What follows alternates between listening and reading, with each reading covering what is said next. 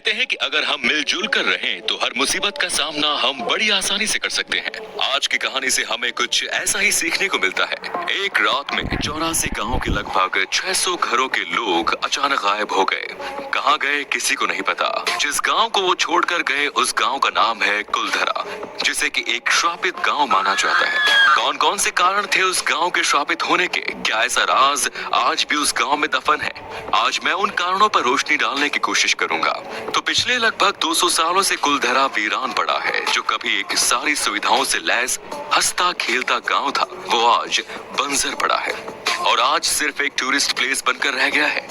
हिंदुस्तान में जो सबसे डरावनी भूतिया जगह है उनमें कुलधरा का नाम दूसरे नंबर पर आता है। वहाँ के लोकल निवासियों का कहना है कि उस गांव में भूत प्रेत का साया रहता है। रात को उस गांव से कभी किसी बच्चे की रोने की तो कभी औरतों की चूड़ियों की खनकने की आवाज आती है। कई लोग ये बताते हैं कि जब वो वहाँ अपनी गाड़ी से घूमने गए और उसके बाद जब वो वापस लौटे तो उन्हें अपनी गाड़ियों के शीशों पर बच्चों के पंजों के निशान मिले।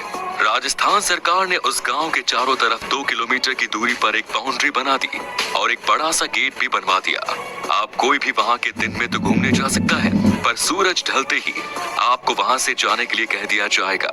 शाम को 4 बजे के बाद आप वहाँ बिल्कुल नहीं रुक सकते हैं और यहाँ तक कि रात में वहाँ कोई गार्ड भी नहीं रुकता। अगर इतिहासकारों की बात करें तो वो भी इस बात को सच मानते हैं जिस तरह ये गांव एक रात में खाली हो गया। हालांकि भूत प्रेत वाली बातों को वो नकार देते हैं। राजस्थान के जैसलमेर शहर, जिसे कि गोल्डन सिटी भी कहा जाता है, बहुत ही खूबसूरत शहर है। वहाँ की हर चीज, चाहे वो मकान हो, दुकान हो या कोई और इमारत या कोई वहाँ का मशहूर किला, सभी चीजें आपको गोल्डन येलो कलर की मिलेगी। जैसे ही सुबह की पहली किरण जैसलमेर में पड़ती है, पूरा शहर सोने की तरह चमकने लगता है। इसलिए जैसलमेर को सोने का शहर भी कहा जाता है। जैसलमेर से महज 18 किलोमीटर की दूरी पर ये कुलधरा गांव बसा हुआ है। जैसलमेर से कुलधरा का सफर बहुत ही वीरान सा है। यहाँ पर पूरा रोड आपको सुनसान मिलेगा। आपको बड़ी ही मुश्किल से 6 किलोमीटर बाद आपकी गाड़ी के अलावा कोई और दूसरी गाड़ी दिखेगी। जब आप वहाँ पहुँचेंगे तो गेट से एंट्री करते ही आपको कुछ अजीब सा महसूस होगा। ऐसा लगेगा कि जैसे कि मानो किसी दूसरी दुनिया में आ गए हो और अचानक से तापमान में गिरावट आने लगेगी। अगर आप गर्मियों की दोपहर में भी वहाँ जाएंगे तो आपको गर्मी का एहसास नहीं होगा।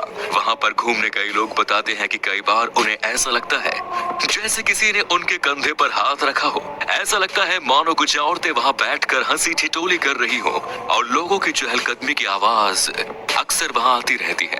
इतिहासकारों और वहाँ के स्थानीय लोगों का कहना है कि लगभग सन 1291 में जैसलमेर से 18 किलोमीटर दूर कुछ किलोमीटर के एरिया में पालीवाल ब्राह्मणों ने इस गांव कुलधरा को बसाया था और वहां पर 84 गांव के 600 घरों के लोग एक साथ मिलजुल कर रहते थे। पालीवाल जाति के लोग बहुत ही होनहार, पढ़े लिखे, रईस और बहुत ही मेहनती थे। इन लोगों का दिमाग बहुत ही तेज था और ये लोग अच्छे वैज्ञानिक भी माने जाते थे।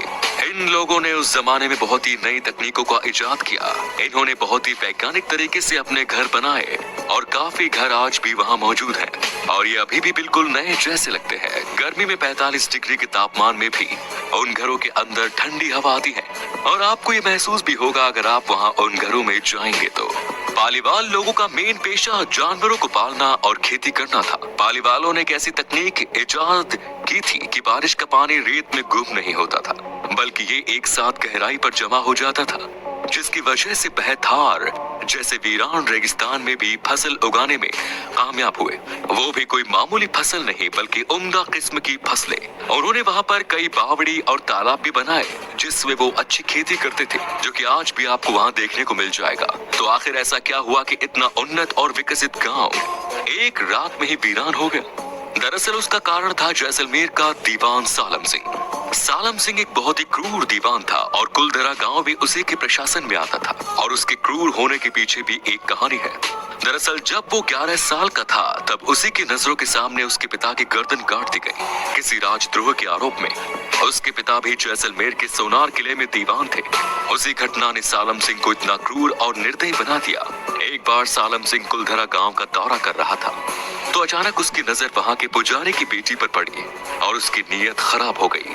उस लड़की को पाने के लिए उसने बहुत कोशिश की और अलग अलग तरह के लगान लगाए ताकि पालीवाल ब्राह्मण उसके सामने झुके। और वो अपनी मंशा पूरी कर सके। पर पालीवाल ब्राह्मण बहुत ही उन्नत और रईस थे और इस वजह से उसकी ये चाल कामयाब नहीं हो पाई। यहाँ तक कि उसने कई बार उस लड़की को उठाने की कोशिश भी की, पर वो उसमें भी कामयाब नहीं हो पाया। आखिरकार जब उसे कोई भी कामयाबी हासिल नहीं हुई और उस लड़की को पाने की चाहत उसके मन में इतनी बढ़ गई थी कि उसने सीधा उस गांव में संदेश भिजवा डाला कि अगले पूर्णमासी की रात तक उस लड़की को सालम सिंह की हवेली पर पहुंचा दो, वरना अगले दिन वो अपने सैनिकों के साथ उस गांव पर हमला कर देगा। ये सुनकर पालीवाल लोग बहुत परेशान हो गए।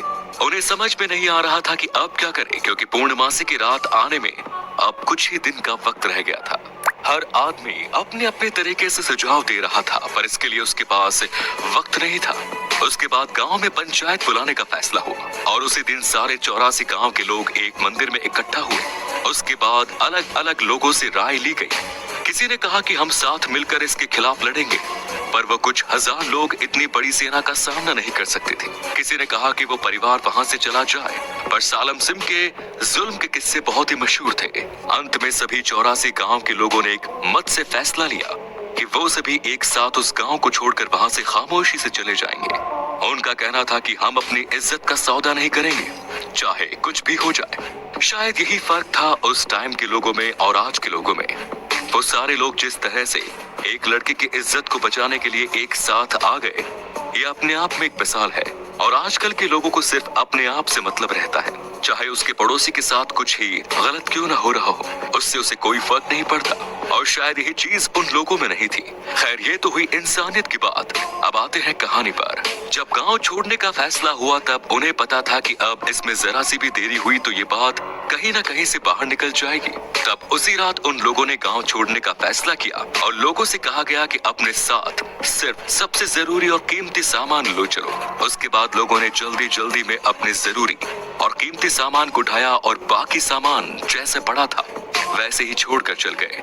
किसी के बर्तन जैसे थे वैसे ही पड़े, किसी ने अगर कपड़े सुखा रखे थे तो वो वैसे ही पड़े रहे, किसी ने चूल्हे में जलती आग को वैसे ही छोड़कर और अपने उस हंसते खेलते गांव को छोड़कर एक कतार में एक साथ उसी रात खामोशी से निकल गए। और जाते जाते उस गांव को एक श्राप दिया कि आज के बाद ये गांव कभी नहीं बस पाएगा और जो यहाँ बसने की कोशिश करेगा उसका कभी अच्छा नहीं होगा।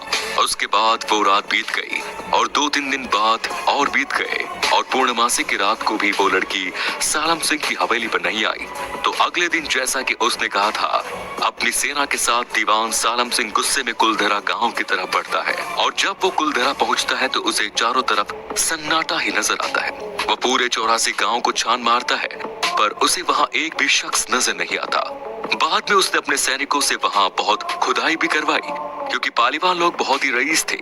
उस खुदाई में भी बहुत कुछ मिला होगा, इस बारे में कोई जानकारी नहीं है। उसके बाद सैनिकों ने भी वहां बसने की कोशिश की, क्योंकि कुलधरा गांव बहुत ही अच्छा बसा हुआ था और वहां किसी भी चीज की कमी नहीं थी, पर वो वहां कभी भी बस नहीं पाए और उनके साथ कभी अच्छा नहीं हुआ। कहते हैं जो एक रात उस गांव में रुक जाता है वो बच नहीं पाता। कई लोग उस गांव में बसने के लिए गए तो सही, पर कभी वापस नहीं आए। 2013 में पैरानॉर्मल सोसाइटी के लोग भी वहां गए भूत प्रेत और आत्माओं की पड़ताल करने के लिए।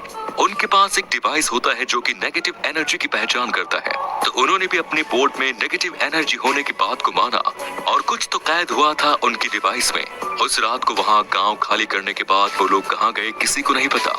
इतिहासकार कहते हैं कि वो लोग अलग अलग जगह जाकर बस गए और कभी वापस नहीं लौटे और तभी से ये गांव एक श्रापित और भूतिया जगह में बदल गया। अगर आप कभी जैसलमेर जाएं तो कुलधरा जरूर घूमने जाएं, आपको खुद ये सब चीजें महसूस होंगी। आज की कहानी में बस इतना ही।